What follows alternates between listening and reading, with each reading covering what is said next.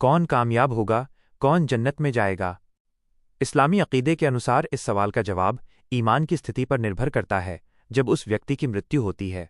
इसे दो अलग अलग स्थितियों में समझा जा सकता है। अगर वो कुफ्र की हालत में मरा, अगर कोई व्यक्ति ईमान लाया फिर काफिर हो गया और उसने अपनी मृत्यु से पहले दोबारा तौबा नहीं की और न ही वो वापस ईमान लाया, तो इस्लामी मान्यताओं के अनुसार उसकी पिछली तमाम नेकियां बेकार हो जाती हैं। ऐसे व्यक्ति के लिए जहन्नम का अजाब हमेशा के लिए है और वो कभी भी जन्नत में दाखिल नहीं होगा। कुरान में स्पष्ट रूप से उल्लेख है कि जो लोग कुफ्र की स्थिति में मरते हैं वे हमेशा आग में रहेंगे। अगर उसने मरने से पहले तौबा कर ली, अगर वो व्यक्ति काफिर होने के बाद अपनी गलती का एहसास करता है और मरने से पहले सच्चे दिल से तौबा करके दोबारा कलमा पढ़ लेता है, तो अल्लाह उसके पिछले गुनाहों को माफ़ कर सकता है। इस स्थिति में वो एक मुसलमान के रूप में मरेगा।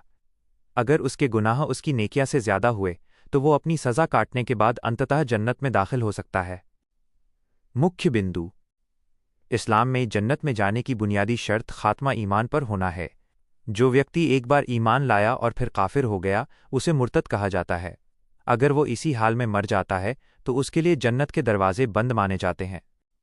ये बातें कुरान की आयतों और सही हदीसों से पूरी तरह साबित हैं। जन्नत में प्रवेश के लिए ईमान की स्थिति में मरना सबसे पहली और अनिवार्य शर्त है। यहाँ इसके कुछ प्रमुख प्रमाण दिए गए हैं।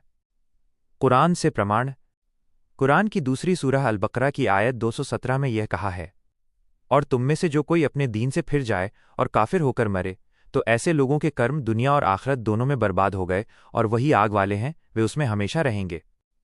कुरान की तीसरी सूरह आल इमरान की आयत 91 में यह कहा है, बेशक जिन लोगों ने कुफ्र किया और काफिर ही मर गए, उनमें से किसी से ज़मीन भर सोना भी कभी स्वीकार नहीं किया जाएगा, चाहे वो अपनी जान छुड़ाने के लिए उसे फिदे में दे दे। उनके लिए दर्दनाक अजाब है। सही हदीस से प्रमाण: हदीसों में भी स्पष्ट किया गया है कि जन्नत केवल उनके लिए है जो तौहीद और ईमान पर कायम रहते हुए दुनिया से जाते हैं। सही बुखारी हदीस नंबर 1397।